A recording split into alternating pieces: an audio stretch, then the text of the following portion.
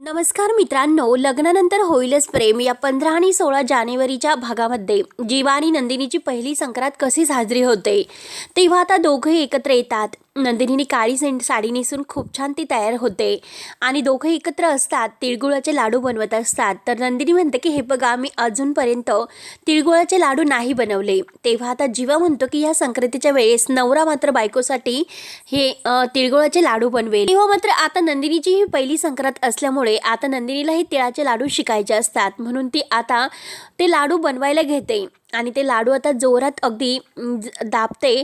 परंतु आता लाडू हा फुटला जातो. नंदिनीला काही लाडू ओळता येत नसतो. तर जीवा म्हणतो की हे पग नंदिनी, असं नाही, असे करायचे असते आणि हे पग तिळगुळावर आणि नात्यावर फार जोर द्यायचा नसतो आणि तरच त्याला आकार देतो. म्हणून आता जीवा आपल्या हातामध्ये नंदिनीचा हात घेतो आणि तिळगुळाचा लाडू कसा बनवायचा हे शिकवतो. आणि हे बघा, तिळगुळ घ्या गोड गोड बोला, म्हणून आता जीवा आपल्या हाताने नंदिनीला तिळगुळाचा लाडू भरवतो.